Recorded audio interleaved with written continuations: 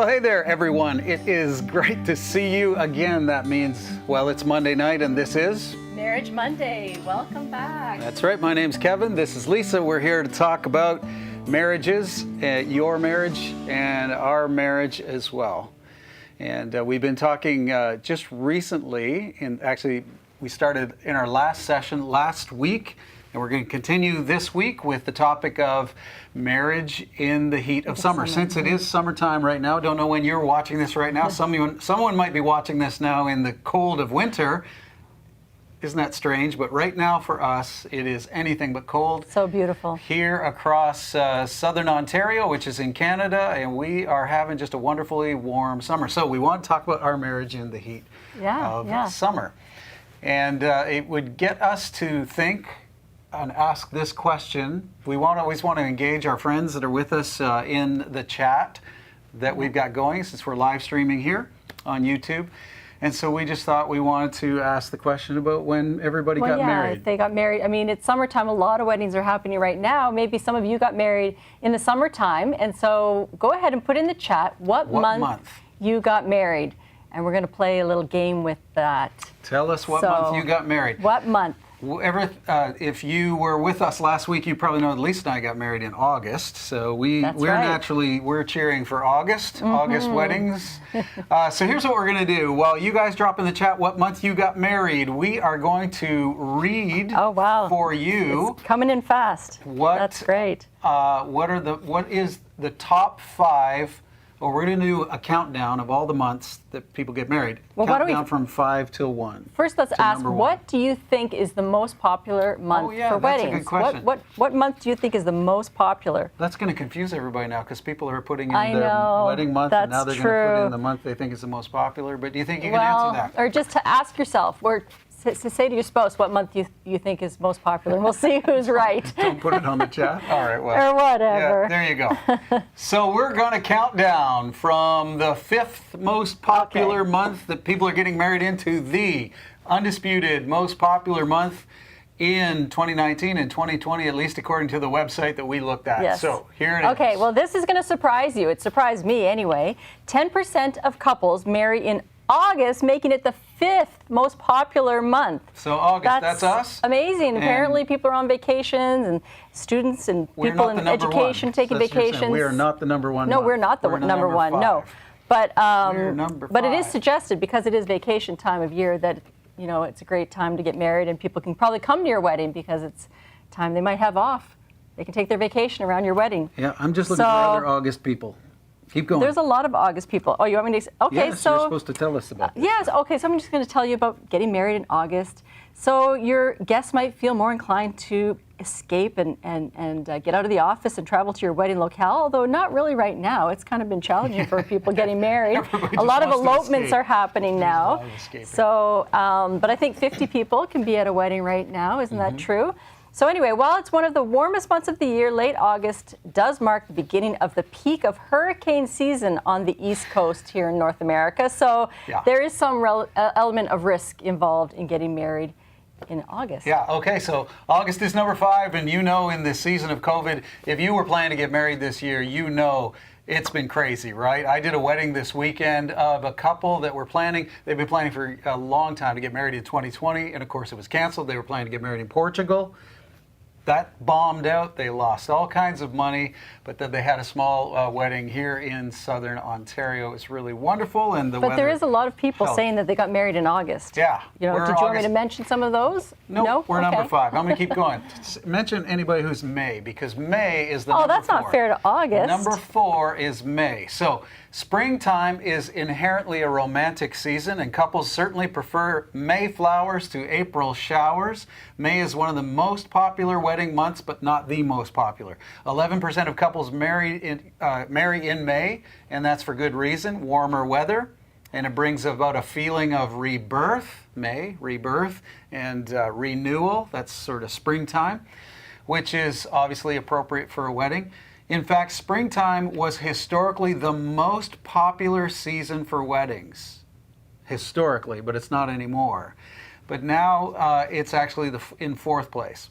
May also kicks off what's known as the peak wedding season, which goes from May until October In this season, wedding venues and vendors are most in demand, and you'll face lots of competition if you desire to hire vendors to host your big day. When did you want me to mention the May weddings? Anytime. Okay, so I'm going to mention Albert says he got married in May. It's only the one person's name, so it's kind of not very romantic to just say. But anyway, Albert, Ramy, I saw a bunch of more. Okay, you're next. But anyway, Antonia. Okay, so the next most popular, or the third, right? The third, this one also surprised me. The third most popular currently month to get married in is June. So summer brings a time of, again, relaxation, vacation for many. So not surprising that June is one of the most popular wedding months, with 13% of married couples getting married in June. It's second, so it says summer is the second most popular season for weddings. So 31% of couples marrying in the summertime.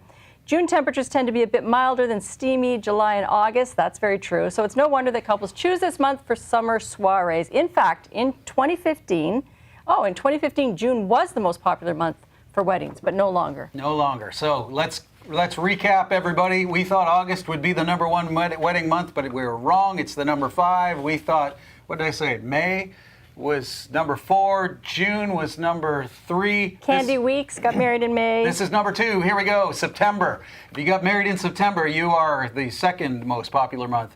Here's a fun wedding fact. Couples love fall weddings. I didn't know that. Turns out that 36% of couples get married in the fall. September is the second most popular wedding month, with 15% of couples getting married then. September provides a fall feeling, offers still warm weather, summer-like weather in some parts of the country, although like August, if you're out in the East Coast getting a bad rap tonight, there's also the chance of a hurricane. So there you go. So September, number 2. Give us the number 1. All right. Get us so number the 1. number 1 month for weddings currently is October. October. It's been the most popular wedding month for the past few years. In fact, 3 of the most popular wedding dates in 2019 took place in October: the 7th, 14th, and the 21st. Sounds like superstition. Wow. So whether you're hosting a fall-themed wedding or not, there's so much to love about this time of year: the crisp air, the cozy vibe, the changing leaves. Hello, amazing photo ops, pumpkins, apples, and more. So raise a glass of cider to October, the most in-demand month for weddings. Way to go, October weddings. There you go. And so if you got married in October, good for you. And this has all changed. Like, it used to be another month, but in the last couple Let's find one years, person that got married in October. Anybody married in October? Let's see. October.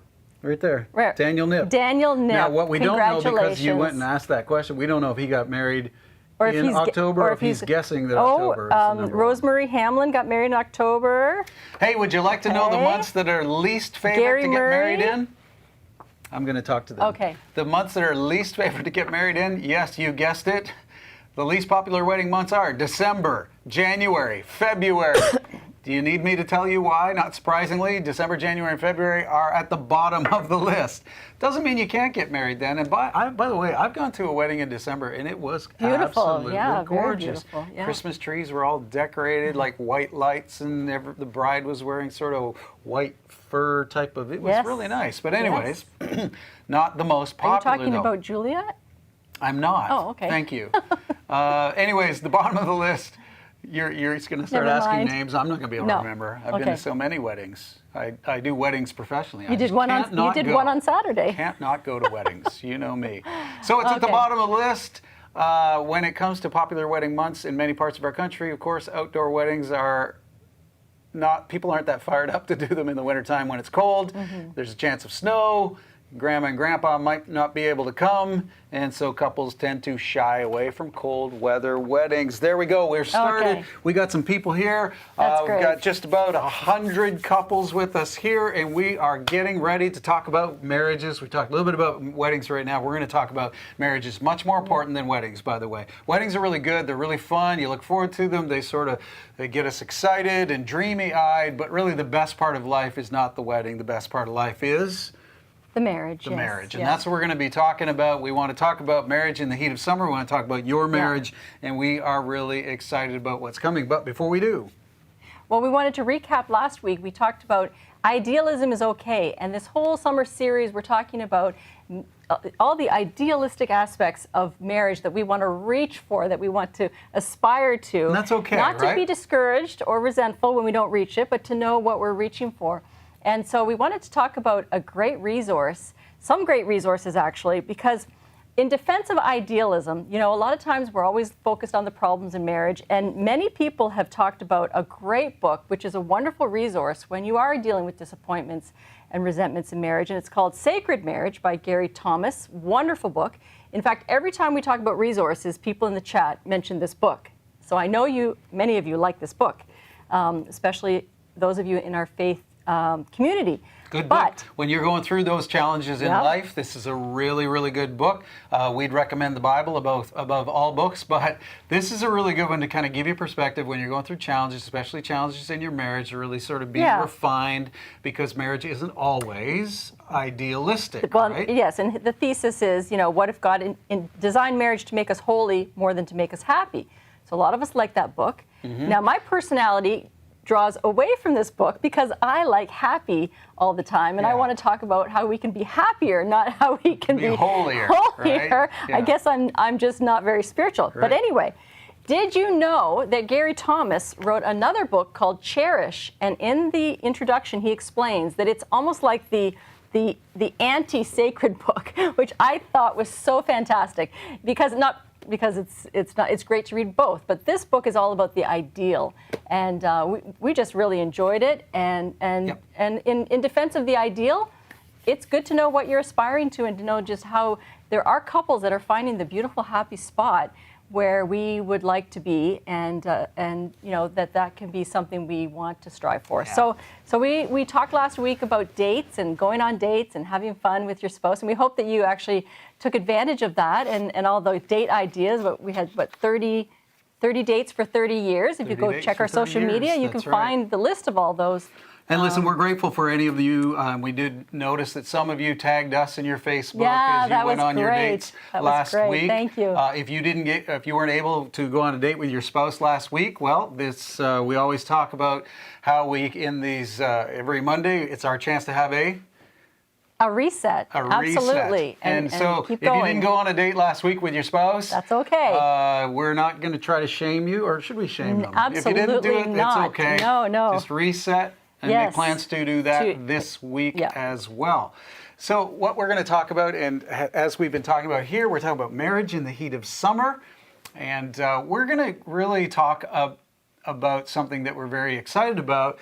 But when you think about marriage in the heat of summer, when you think of course, it's just about summer. It's about heat, it's hot, it's humid, it's sticky, it's sort of, and then you've got other words for hot, sort of spicy, and just sort of, that's the world it is right now. When it's summertime, can you think of anything else that's kind of hot and exciting that maybe applies to marriage? We talked about dating last week. That's interesting. We're going to talk about sex tonight. Oh, lucky you. That's right. Well, yes, with all hope, lucky you. Right. Absolutely. So we're going to talk about sex, and here's our title for tonight. Now, let us help you let us take you on the journey of how we got here. Right. Last week we started, let's really make dating important. Let's treat our spouse. I didn't really recap that, did I? No, that's okay. Yeah. We make our spouse important. Let's work together. Let's do some things creative together. This is the time of year. Some of you are away. Some of you are out camping and out boating and out traveling and wine tasting and vineyards and all this kind of stuff. Go on a date with your spouse. It's really good. And usually, but not always, but usually it kind of leads to... Hopefully. Well, this is the next thing in the heat of summer. And so our title for this session, and this is Kevin and Lisa's... bold title. Absolutely. It's our Great But Sex we Guarantee. stand behind it. Great Sex Guarantee. Absolutely. And that's what tonight is really all about. We're going to guarantee you great sex, not... Well, that just gets confusing to say. Not we're going to guarantee you, but we're not. You're going to help you. We're going to help you. We're going to talk about marriage and great sex together. We're very excited. It's a great topic for for marriage. How could you have how could you have a series called Marriage in the Heat of Summer and not talk about sex? Now, inevitably, whenever you bring up a topic like this, like anything when it comes to marriage, and listen, we know this, we're kind of doing this professionally, if you will. We've been doing this for a long time. We've been doing this a lot longer than we've been doing it live streaming on YouTube, but now we've been doing it, frankly, a long time live streaming on YouTube as well. Anytime you talk about anything in marriage, you get people who roll their eyes, you get people who get a bad attitude, you get people who are like, well, you know, and then you get into the realists. The realists get into the idealist debate, like, well, you guys think you're perfect. Well, not everybody has it. Now, this topic more than other topics brings that up in our hearts. Yeah, some defensiveness. And sometimes it brings it up in our vocal cords and it comes out of our mouth where we get defensive before we've even started. And this is where we want to say, this is a very, very important session that we're going to talk about tonight, and it's important for you. Getting the understanding and the conviction that sex is not only just important, but great sex is really essential for a marriage. Is it's so very important. And I'm going to just start off by saying this. This is the best time in the history of human beings to be married. I'm just going to say that and put that out. And here's why. It's the best time in history to be married, honestly, because of just how technology and the world and, frankly, education has evolved. Now, we have talked long and we've heard lots of stories about how divorce rates are increasing, but they've really kind of stabilized. Yeah, it's interesting. And it could also, there's all kinds of reasons why. Well, not as many people are getting married, and yes, that's true. But those who are choosing to enter into marriage together, enter in at the best time in history because we now know what. We were now educated enough to know what is best to make a marriage its best. Yes. We know what, and we've been talking about this in our sessions now for over 17 weeks. Well, it's also the way we treat one another and the way we view our relationship with each other. It's also because really, like, the science and the research is just backing up what the Bible already says, you know, and so it's really true. People are more informed than ever before. Yep. And so even when it comes to sexuality and your intimacy with your spouse, this is really one of the best times to be married because you can sit, listen, tamp down your defensiveness, open up your ears and your heart, and this could really help. Yeah. So you want to pay attention to this stuff. This is our great sex guarantee. So let's start, Lisa, by me asking you why, when it comes to sex, this is sort of this great duplicit type of thinking in life. Before everybody's married, it's all they want is sex. It's just the most important thing. And then even you joke about it. You hear it joked about on television shows. After you get married, where does the sex go? Why does the sex go? Now's your opportunity to have all the sex you want to have. Why? So why is it so difficult to have sex, do you think? Not to have sex, but to keep, as we've talked about in previous sessions, the hormones and the chemicals of infatuation and the honeymoon stage really do carry you through that stage. But once that's gone, first 18 months to 2 years if you get married in that time. But once that's gone, then there is more intentionality needed in understanding how to have a great, fulfilling sex life.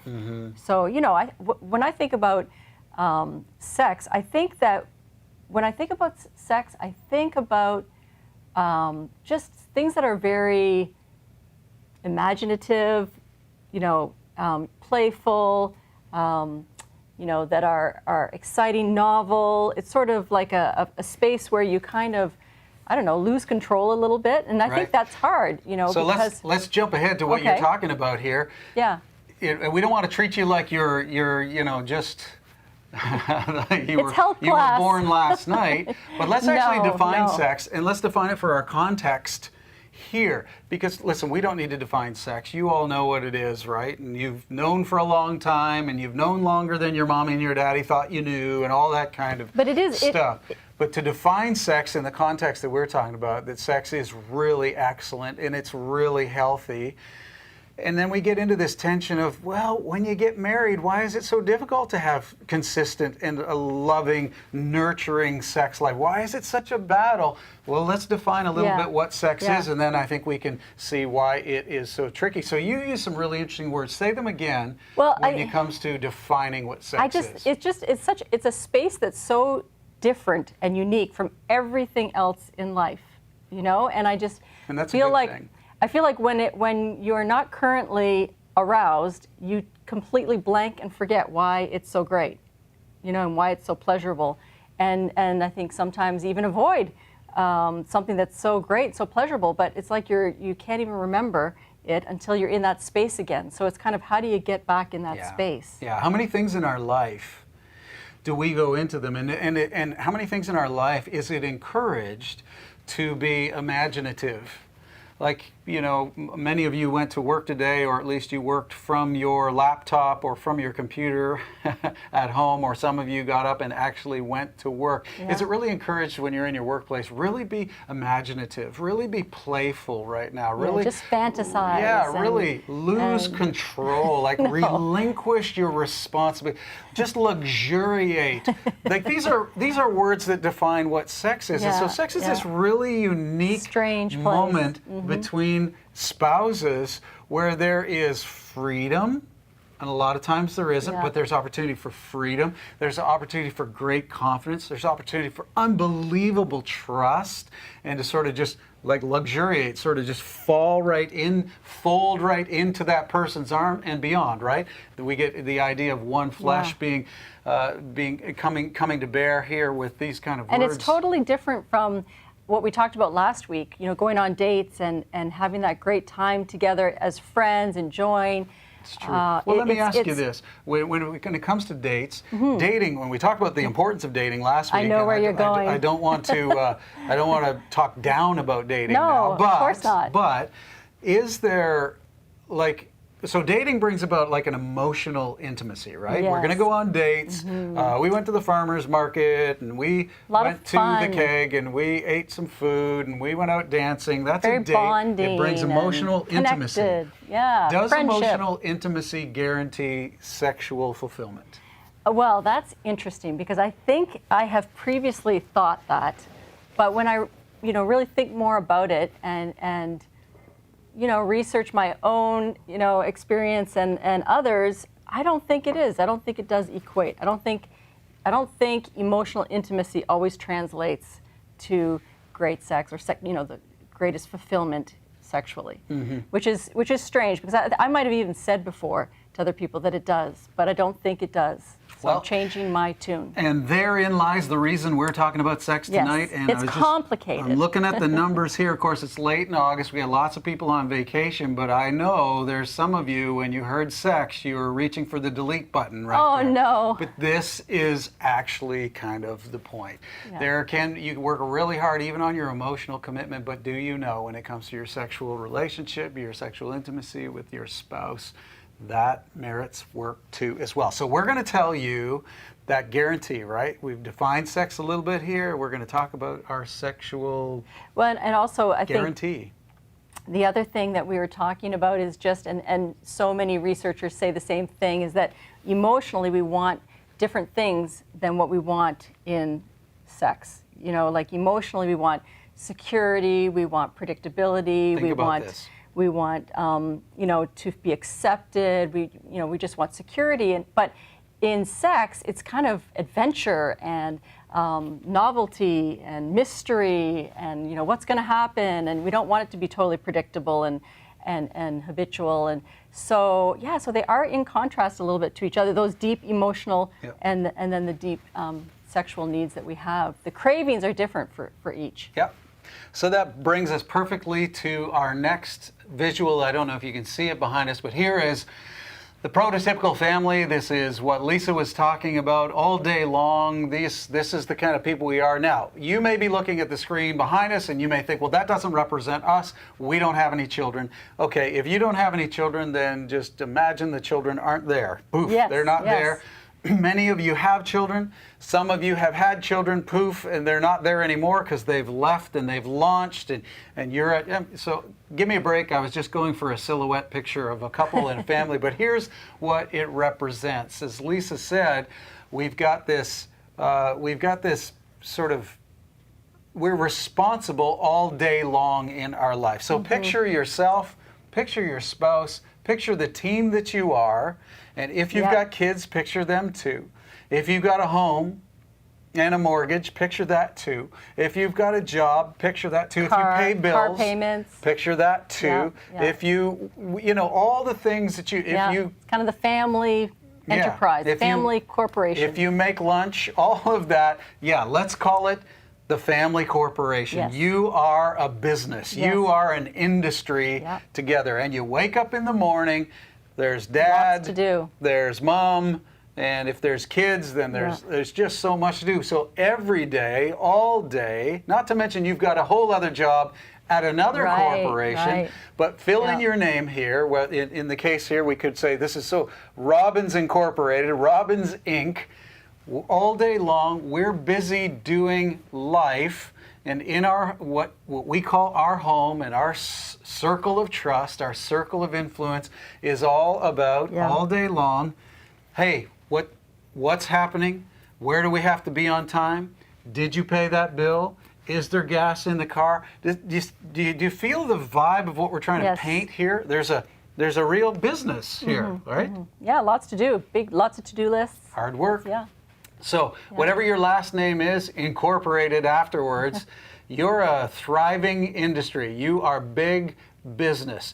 And if you're involved in big business, it's no time to be silly, right? If you're involved in big business, it's no time to be playful. And does that not describe kind of the day you get up? Maybe you leave your spouse and go to work. Maybe with COVID, you remain with your spouse. But even there, it's like, okay, well, I've got to do this. And it's business.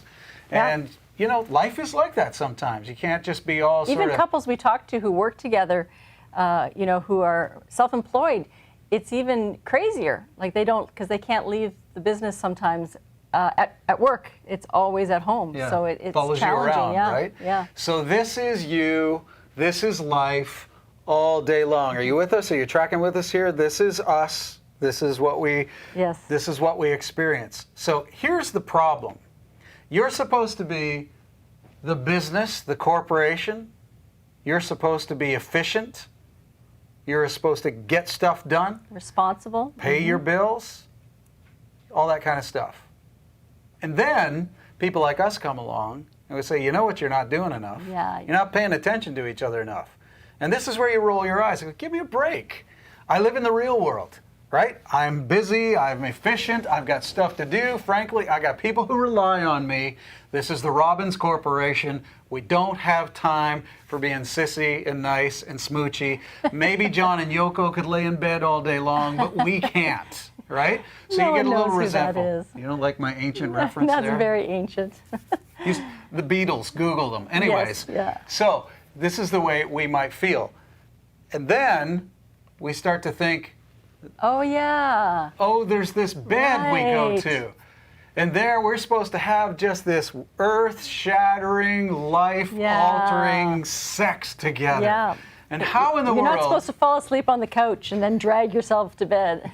That's not the most inspiring sex right life there. That you want to have. Yeah, right? So there is this up here, the Robbins Corporation, or you fill in the blank Your there, name. your business is just cranking all the time. And then, like at the end of the day, how do you go from there to there? How do you make that happen? Question, How do you Kevin. transfer? Because involved in that transfer, right, it isn't just intellect, although your intellect is telling you, okay, we should be intimate together. Or maybe your body is telling you, it's time to be intimate together, but your intellect is like, are you crazy? I'm exhausted. I don't have time for this. Or maybe your body's telling you, I wouldn't mind it, but I could do without it. Yeah. Like, how do you go from there? The phone is always the problem as well. Right, and the phone is strapped to you now. And so what we need, everybody, and this is what we're really strongly encouraging you to guarantee great sex. is you need a bridge to go from who you are all day long Yes. to who you need to be in the bedroom. Yeah. And let's say it again, the person that you are all day long is probably not the most, sexual being. Like all day long is about business and Yeah. efficiency and cleaning up the kids' vomit and letting the dog out and all like Yeah. that's all day long. So you're not feeling like, woo, But then how do you go from there to in just a few minutes to wow. Yeah. And can I just say something that, Please. we've made a commitment to be faithful to each other as believers in the Bible and faith people. And believers in us. And believers in us. And people who aren't even faith people have made commitments to be faithful to each other. It's called monogamy, right?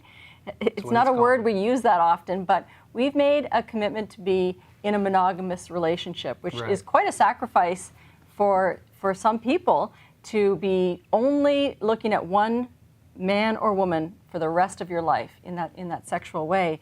And so everything that you get for sexual fulfillment comes from your spouse. It's a big sacrifice. So to really honor that, we have to make sacrifices so that we actually do meet each other's needs. And often, never is each other have this, never does, my words aren't coming out, but it doesn't seem very often that couples have the same sex drive, right? Rarely. So there's sacrifices on both parts for the person who has to be patient and help the other one, and for the other one who needs to, get there. And so we want to talk about how to, because this is important. It's not something we can just dismiss and say, well, we're going to have a sexless marriage because we're too busy or we just aren't compatible that way. It's really something to figure out, Yeah. especially in a world where you're making that commitment that you're the only person I'm going to look at ever sexually and think about having sex with. And so And actually have sex with. Yeah. So tonight's session is, I think, so important Yeah. for everyone. Yeah, it's a really good point, and it is called, what is it called? Monogamy? Monogamy. Not yeah. monotony? No. Oh yeah. Big difference, right? And so, yeah, and it is true. Neither true. spouse, as you We don't already want said, it to be neither monotony. spouse has the same sex drive. And I do do you want to know why? I just want to say again, what a great resource for talking about cherishing your You spouse. want to know why people and- don't have the same sex drives? Can you imagine the world if we did? We'd have two people, that never leave the bedroom, and two people who never go in it. But Right, that's so that's instead of true. resenting that you don't have the same sex And actually, drive that together. tension of being, it's actually good to have that tension of not We being need it. exactly the same. It's It makes it, essential. very mysterious. Absolutely. How to make it So- work.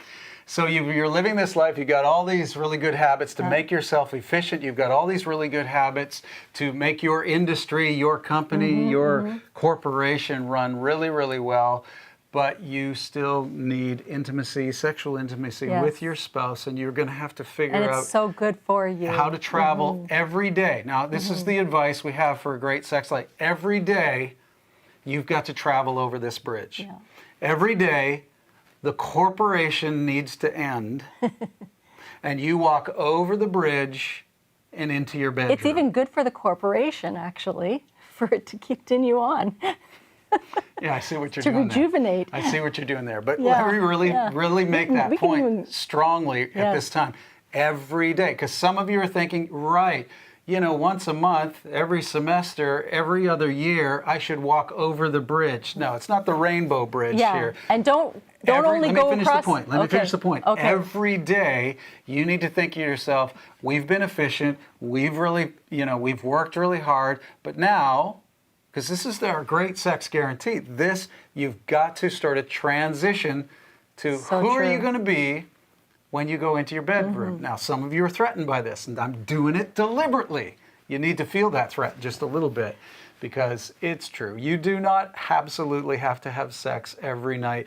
I don't want to go in my bedroom because that means that, well, first of all, there's going to be nobody there to supervise you. We're not, but really, the attitude is essential to go, if, I'm going to live the rest of my life with my spouse, man, when we go into that bedroom together at night, whether we have sex or not, there needs to be this feeling of tenderness, and luxury and safety.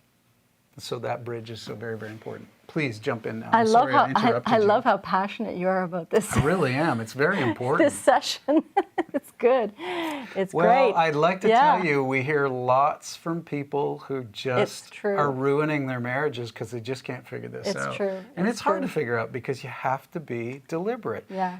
Like most of us, I just don't get so much of human relationships, especially married people. We have to get licenses and training to do everything else, but anybody can fall off the turnip truck and get married and supposedly thinks we're going to have a great sex life. We don't work on it, we don't think about it, and then we just end up resenting the other person because it just doesn't work. Yeah. Peekaboo. It takes real deliberate work. And we also want to make the point that we have conviction about this, obviously, and you may as well also have conviction about it, but we want it to not just be the conviction, like all the other things on your to-do list. It's got to happen. We've got to do it. We have to be efficient in this department, just like all other departments in our life. And sometimes that can happen. We can have that mindset of we've got to have good habits, every other night or once a week at least, and that's good. It's good to have a rule of thumb that, no matter what, we are not going to let this length of time go by. What are you talking about good habits? I'm saying like to have a conviction about having sex, but not just.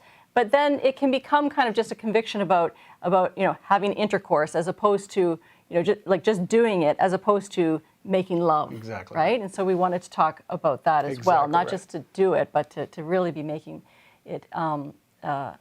Well, we're going to talk about it. Yeah, and we've really encountered in marriages as well that some couples really take this serious. Okay, we're going to have sex. We're going to have sex twice a week. Yeah. It happens at this time, and you schedule accountability it in. And we've talked about that in the past. Sometimes you need to schedule it in. Yeah. Absolutely. Yeah. But eventually, you just end up, even good-hearted people, when it comes to sex, we just end up making do, not making love, like Lisa said. We're doing okay. But intercourse isn't actually the goal. And so all the men just said, what?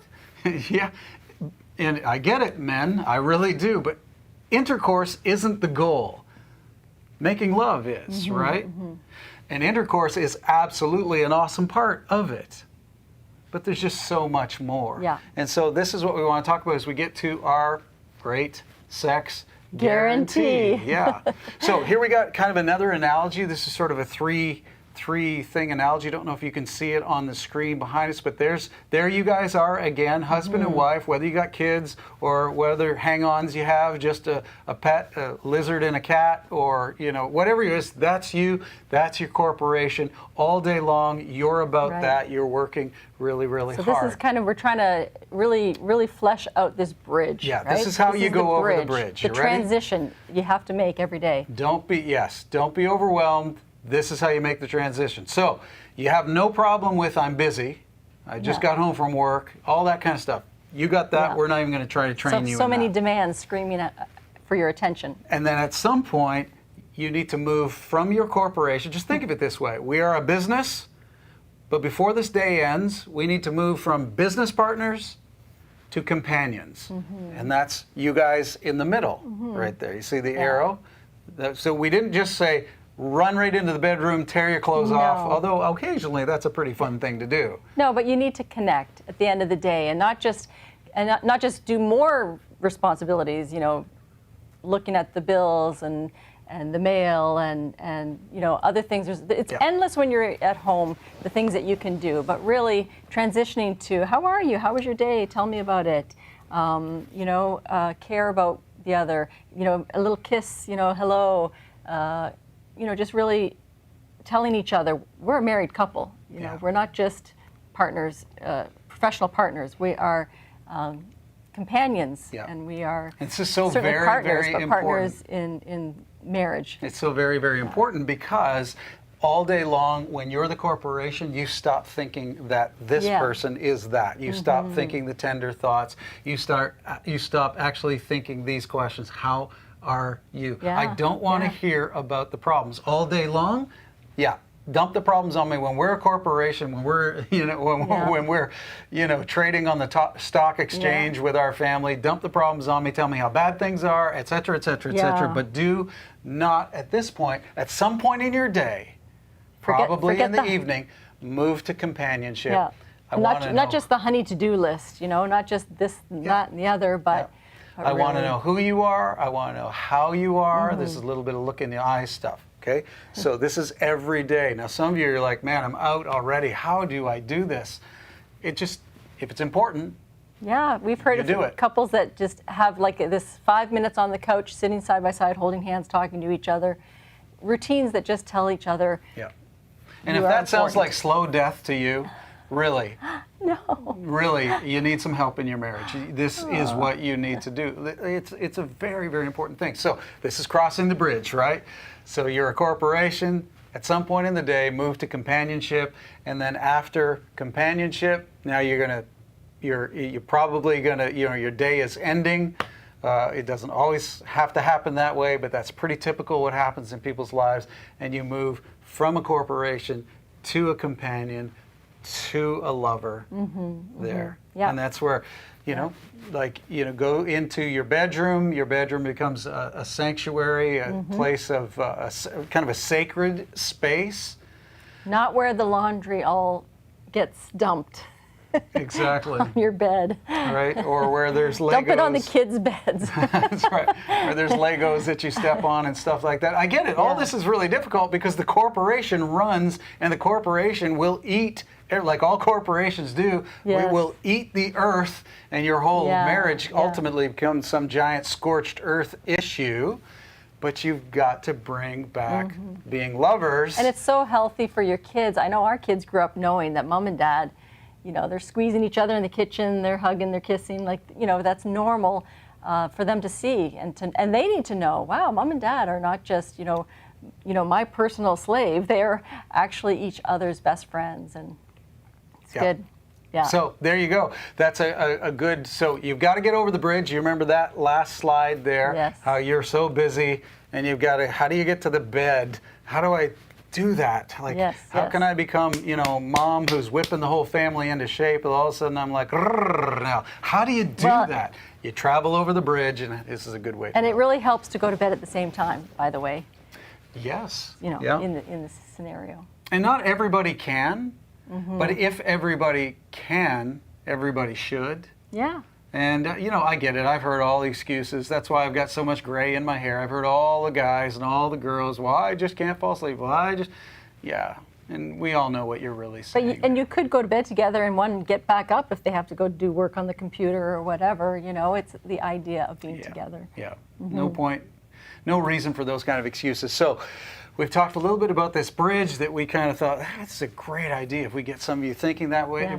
We've thought a little bit about this sort of 3-step to get over the bridge, your company, your companions, move it there, and then ultimately to being lovers together.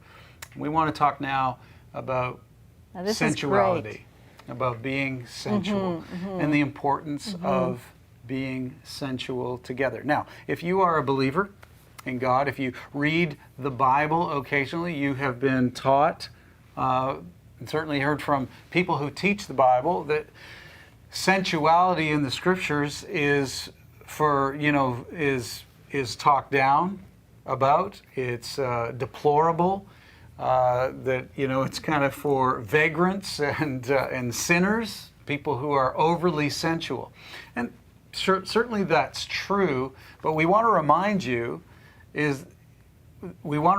that God says those who are obsessed with sensuality, addicted to it, Overindulging in sensuality. you yeah. can't do anything without just this one self-pleasure. Yeah, that's going to ruin your life. It's not the way you were made. That being said, the Lord did put in all of us how many senses? We're sense people, right? Five We have at senses, yeah. least 5 senses that we're highly aware of or keenly aware of, and perhaps in the fast-paced world we live in, not as aware as we should be. So we do want to talk about sensuality a Yes, little bit. yeah. Before I ask you to talk a little bit about sensuality, and the importance of it to have a great sex guarantee, I just want to share this with you. This is an observation that we've made here. There's a company that makes a little blue pill. The little blue pill is called Viagra. Is everybody with me here? I'm going to say Viagra, and we'll probably get all kinds of bots on here now, just people sort of freaking On the chat, out you on mean? the chat. Yeah. Oh. So, but there's a company that makes Viagra. Everybody knows what that is. Viagra really has spent a lot of money in advertising, as Right. you know. When they first started advertising in their company, Viagra's commercials were predominantly older men who had erectile dysfunction, and they targeted the commercial right at them. Hey, are you in this age group? Hey, do you have this problem? If you do, take this pill. It's efficient. It will work for you. And that was Viagra's sort of, that's the way they got the word out. It served them well, but all of a sudden some of the ad people began to realize that's not really what people are interested in. Now, this is the amazing thing. Stay with me here. Smart marketing They're people. not really interested in something that helps a man just have and maintain an erection. Although the men are super interested in that, but that's not what it's about. Human beings are interested in sensuality, in their sexuality. And so the Viagra company changed their advertising. And many of you know what I'm talking about because you've seen it. They went from just a gray-haired guy going, yes, I do have this problem, to these sort of luxurious sunset-type commercials. Right. A Yeah, man I've and a seen them. woman. What's the woman got to do with it? A man and a woman walking Yeah. down the beach, holding hand. What is that? That's sensory, right? They've got their famous 2 bathtubs, or maybe it's Cialis, their company, but they've got on it too, right? They're out on a mountaintop and the sun is going down and he's in a bathtub and she's in a bathtub. What is it? It's sensuality. That's what speaks to the brain of human beings. So, we say this to those of you who are involved in the corporation of your family and the busyness of life. And I don't have time to be sensual. I'm much too mature for sensuality. I'm far too important to be sensual with my spouse. I'm way too busy. I'm way too tired. I'm way too this. I'm way too that. Well, you're way too. That's true. You need to learn and appreciate and embrace sensuality for you're guaranteed great sex. I just want to say that I think you're talking about Viagra, a blue pill for men. I think women could probably also confess having lower sex drives than their husbands would prefer them to have. And I think this is a great point that you're making about sensuality, because that's the problem. Women aren't feeling sensual. They're not feeling in a sensual mood when they're busy, doing all these things and exhausted. I mean, everything aside, we're just really tired when we go to bed. It's true. But earlier, before you get to that place, if you, in the bridge that we're crossing over, I think for the women with the lower sex drive, if you're thinking about encouraging your own sensuality, there's ways that your husband would be so happy for you to start that process, even if it's before you actually are in the bedroom. Things like, buying yourself a satiny house coat that's really slinky, one that's even appropriate that you could wear around the house with the kids, seeing you, but just starting to feel sensual, feeling the 5 senses. Touch is definitely one of them, and I think putting on your ugliest pair of pajamas is not going to make you feel very, slinky and in the mood, and so it also sends a message to your spouse. I don't think your husband would even mind if you did things that were luxurious, like an aromatherapy bath, or spent some time in the bathroom just painting your toenails, or just whatever it makes you feel like a woman, makes you feel pretty, beautiful, sensual, takes care of yourself, lotion yourself up, whatever, just starts to make you sort of get in touch with the 5 senses side of yourselves. A shower, and, essential oils, or things that smell good, and Yep. So part of the senses, right? I think I made the point, right? Yeah, I think so. It Part of the really senses, helps. right? It helps so much. Smell. Yeah, but it helps to And- just feel good and look Taste. good and just it's a God-given, sensuality is God-given. So you can indulge it in a way that's not overindulging, like Kevin was talking about. Yep. And definitely what I'm talking about. We're not worried about the women overindulging. We're worried about them underindulging in their sensuality. So yeah, so we got so many people of faith who watch us every single week. Not everybody does, but lots of you do, and so we want to make sure we throw a scripture out there, lest you don't shut us off, say we didn't look at the Bible or anything like that. But check out the sensuality that kind of comes out here in Song of Songs. We're always in Song of Songs, aren't we? Yes. But you know, just listen to this. You want to read the first slide? I'll read the second one. How about that? How beautiful your love, dear, dear friend. How beautiful your love, dear, dear friend.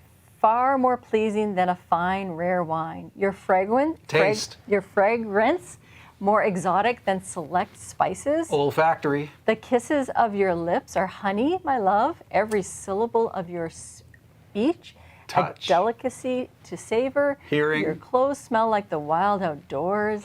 Smell. The ozone scent of high mountains. That sounds like she's saying that to her husband. You read the next one? Yes. Body and soul, you are paradise.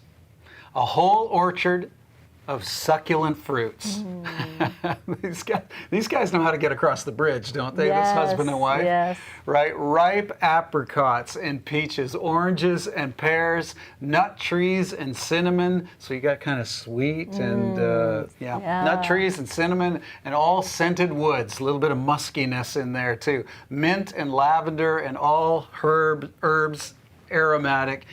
Wow, that's so, beautiful. Like, can you see this celebration of sensuality? And they're bringing this husband and wife, this bride and groom are bringing into play the importance of how they come across, how they appear to each other, how they smell, how, you know, and they really appreciate the effort that the other really does. So, yeah, in a past session months back, we did a whole session on aphrodisiac foods. Remember that? The date night. Check it out. The date night edition. It's on our YouTube channel.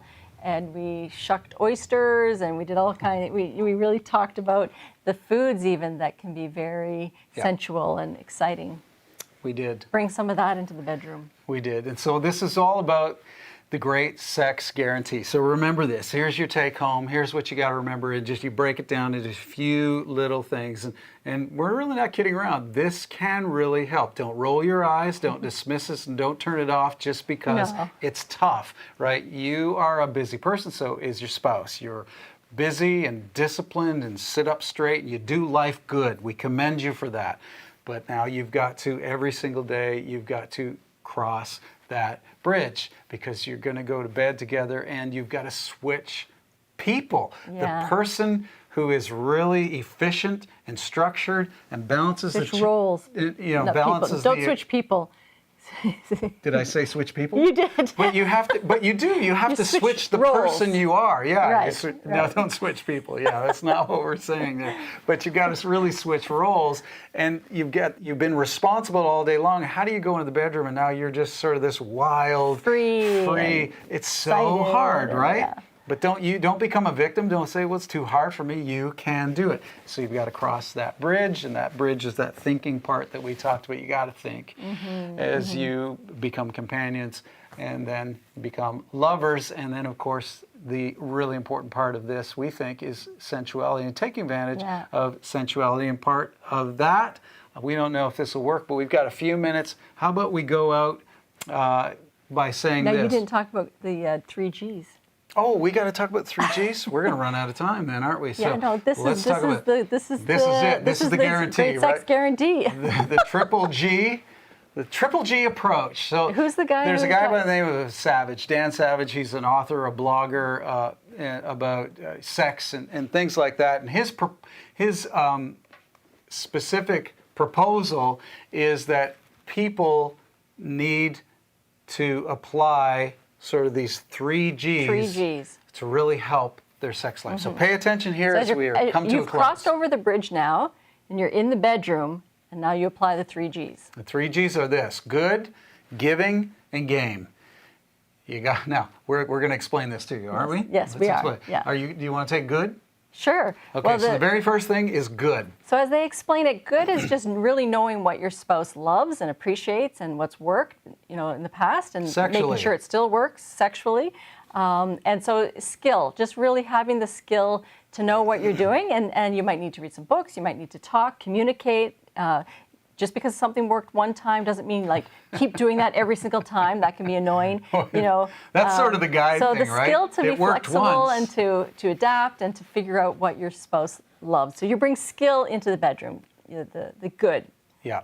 So that's the first G. The first G. Get good. Some of us are thinking, I got to get good at sex. Yes. How do you get good at sex? You can. There's a lot of And things. encourage each other. Tell each other that you're good.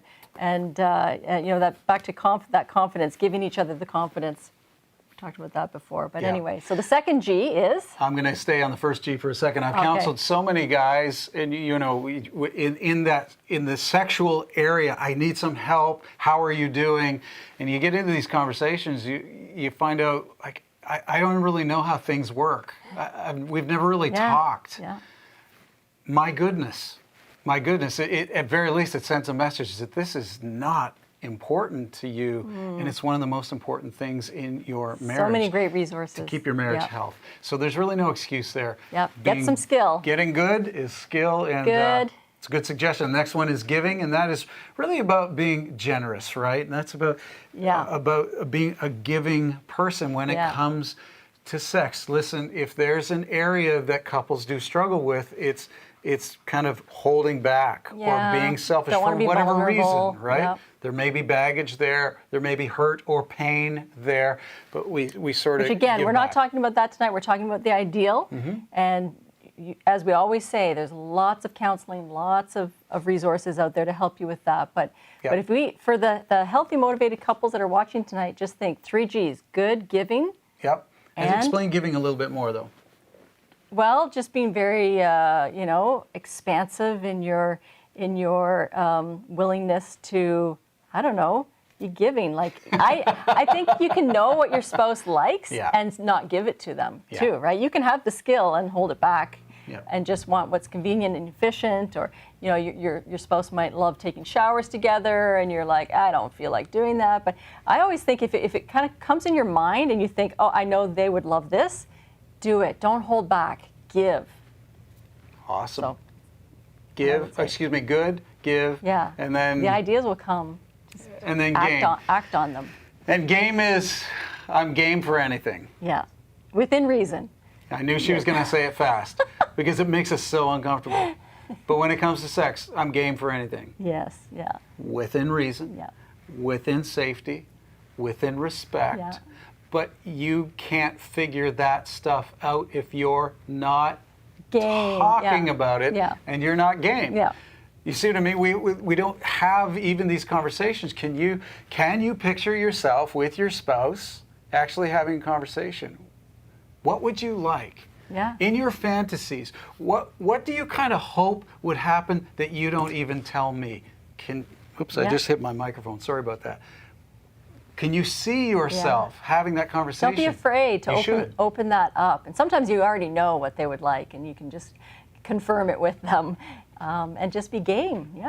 With the full consent of both of you. It can be very exciting when things happen that weren't planned, and just the surprise and novelty. We talked about that earlier.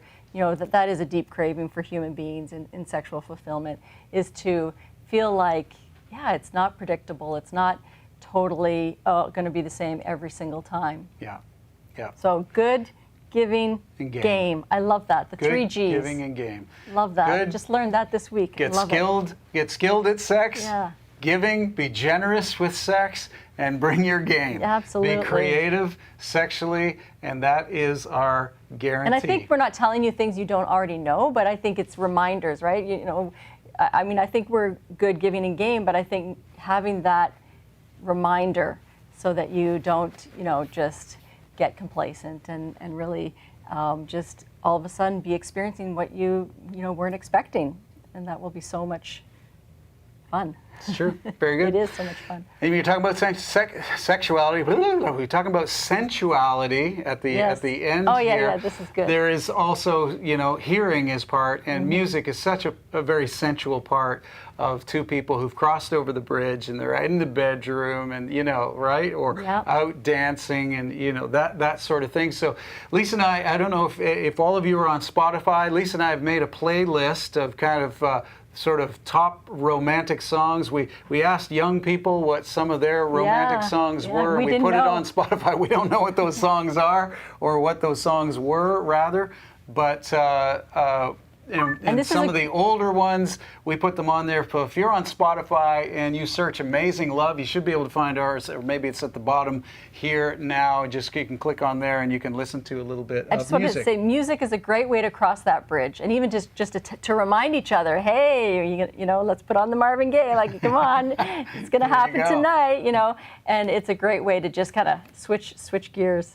That's right. So as we go out, we're just gonna keep playing We're little going to snippets. serenade you. Yes, little snippets of the song. You're not going to be able to hear us, so we're going to stop talking, and this will just go on until our tech guy, Chris, kind of cuts us off. It's 9 o'clock. Thanks for being with us. Yes. Hopefully we can give you this great sex guarantee, and we will be back here next week, still talking about marriage in the heat of summer. We'll see you then, and until then... Always that one person that will always have your heart. Here's a song we don't know, right? Oh, we kind of that's know this, beautiful, even though we're old people. Yeah, right? that's beautiful. Yeah, John love Legend. it. What would I do without your smart mouth?